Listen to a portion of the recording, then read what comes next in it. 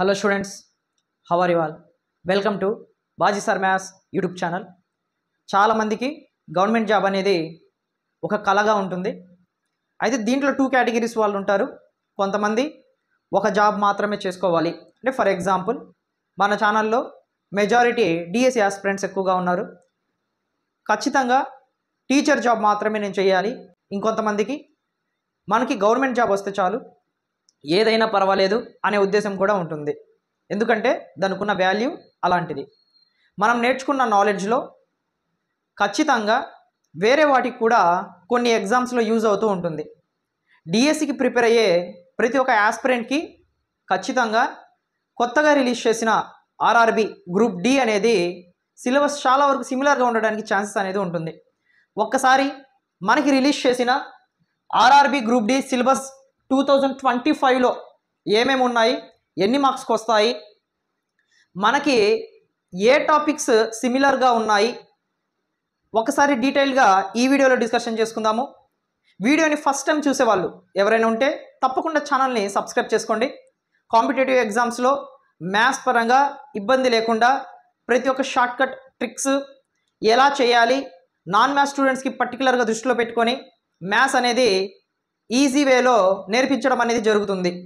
ఒకసారి ఇక్కడ అబ్జర్వ్ చేసుకుంటే మీరు ఈ ఇయర్ వచ్చిన నోటిఫికేషన్లో ఆర్ఆర్బి గ్రూప్ డి చాలామందికి మంచి ఊరట అనే చెప్పుకోవాలి. ఎందుకంటే ఈ రిజిస్ట్రేషన్ వచ్చేసి మనకి ఈ మంత్ 23 నుంచి నెక్స్ట్ మంత్ 22 వరకు అప్లై చేసుకోవడానికి డేట్ అయితే అనౌన్స్మెంట్ అనేది వచ్చింది. దీంట్లో మనకి ఒకసారి అబ్జర్వ్ చేయండి, టోటల్ 100 మార్క్స్కి ఉంటుంది. ఈ 100 మార్క్స్లో ఉండే సిలబస్ని ఒకసారి అనాలిసిస్ చేసుకుందాం. మనకి మ్యాథమెటిక్స్ నుంచి 25 మార్క్స్కి ఎగ్జామ్లో క్వశ్చన్స్గా అడగడం జరుగుతుంది. అండ్ రీజనింగ్ వచ్చేసి 30 మార్క్స్కి, జనరల్ సైన్స్ వచ్చేసి 25 మార్క్స్కి అడగడం జరుగుతుంది.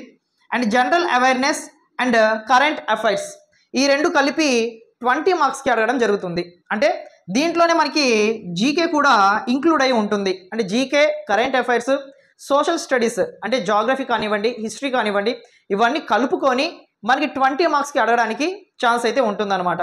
అయితే దీనికి క్వాలిఫికేషన్ వచ్చేసి 10th పాస్ అయితే చాలమ్మా. ఓన్లీ మినిమం మనకి 10th అనేది పాస్ అయి ఉంటే చాలు.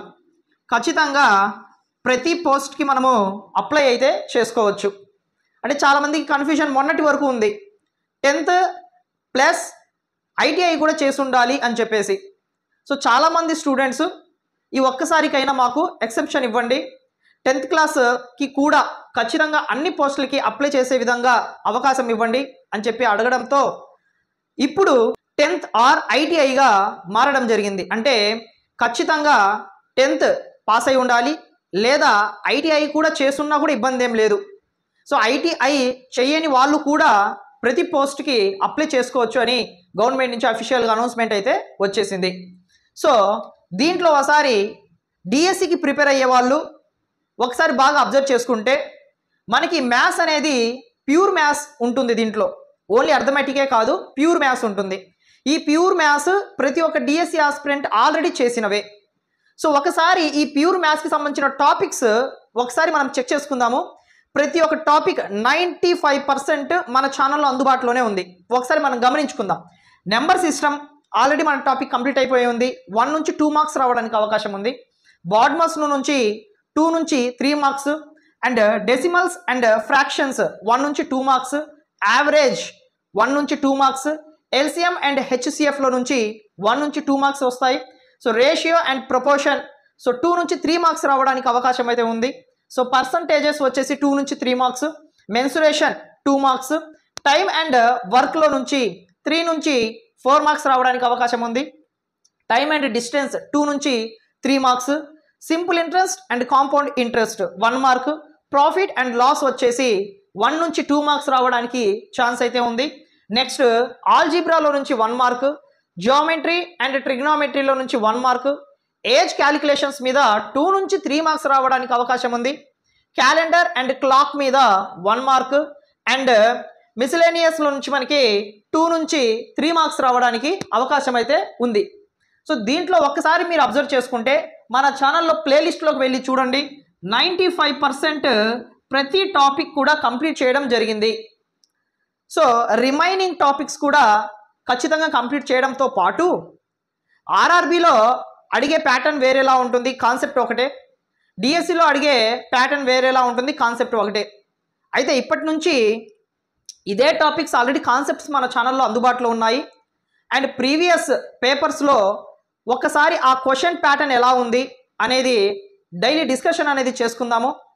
దాంతో మీకు క్వశ్చన్ ప్యాటర్న్ ఎలా ఉంది, ఎలా అడుగుతున్నాడు, ఎలా అడిగితే మనం ఎలా చేయాలి అనేది ఒకసారి మనకి బాగా అర్థమవుతుంది. ఎందుకంటే టైం పీరియడ్ అనేది చాలా ఇంపార్టెంట్. టోటల్ మార్క్స్ ఇక్కడ 100 అనుకుంటే మనకి టైం వచ్చేసి కేవలం 90 మినిట్స్ మాత్రమే ఉంటుంది. అంటే ఒక బిట్కి 1 మినిట్ కూడా ఉండదు యావరేజ్ మీద. సో అంత ఫాస్ట్గా మనము క్యాలిక్యులేషన్స్ అనేది చేసుకొని ఆన్సర్ అనేది పెట్టడం జరుగుతుంది. యాక్చువల్గా డిఎస్సి టెట్లో అయితే మనకి నెగిటివ్ మార్క్స్ అనేది ఏమీ ఉండదు, కానీ ఇక్కడ వచ్చేసి మనకి -1/3 ఉంటుంది. ఖచ్చితంగా నెగిటివ్ మార్క్స్ అనేది మనకి ఉంటుంది. సో ఖచ్చితంగా మనకి బిట్కి ఆన్సర్ తెలిస్తే మాత్రమే మనం అటెంప్ట్ అనేది చేయాలి. లేదు అంటే మాత్రం దాన్ని ఎంత దూరంగా ఉంటే అంత మంచిది. ఎందుకంటే కట్ ఆఫ్ కూడా మనం జాగ్రత్తగా చూసుకోవాలి కాబట్టి. అదే డిఎస్సిలో అయితే అన్నీ మనం అటెంప్ట్ చేసుకోవచ్చు, నెగిటివ్ మార్క్స్ అనేది ఏమి ఉండవు. కానీ ఇక్కడ మాత్రం నెగిటివ్ మార్క్స్ ఉంటాయి. సో ఖచ్చితంగా మనం జాగ్రత్తగా అబ్జర్వ్ చేసి మాత్రమే బిట్కి ఆన్సర్ చేయాల్సి ఉంటుంది. సో ఇక్కడ మీరు నా ఒపీనియన్ ఏంటంటే ఫస్ట్ ప్రయారిటీ దేనికి ఇవ్వాలి అనేది ఒకసారి బాగా అబ్జర్వ్ చేసుకుంటే, ఫస్ట్ మ్యాథ్స్ 25 మార్క్స్ మీకు ఈజీగా వచ్చేస్తుంది. సో రీజనింగ్ వచ్చేసి 30 మార్క్స్. గుర్తుపెట్టుకోండి, రీజనింగ్ మీద కూడా మన ఛానల్లోకి క్లాసెస్ అనేది రాబోతున్నాయి. So reasoning 30 marks key role play చేస్తుంది. సో ఈ రీజనింగ్ మీద ప్రీవియస్లో మనకి బిట్స్ ఎలా అడగడం జరిగింది అనే దాన్ని ఉద్దేశంలో పెట్టుకొని, సో ఆ ప్యాటర్న్లో నుంచి ప్రీవియస్ పేపర్స్ని ఎక్స్ప్లెయిన్ చేస్తూనే అండ్ దాని మీద ఎక్స్ట్రా మోడల్స్ ఏమైనా ఉంటే వాటిని కూడా సెర్చ్ చేసి ఖచ్చితంగా మన ఛానల్లో ఎలా చేస్తే ఈజీగా ఉంటుంది అని చెప్పేసి ఖచ్చితంగా అప్లోడ్ చేయడం అనేది జరుగుతుంది. సో దాన్ని బాగా దృష్టిలో పెట్టుకోండి.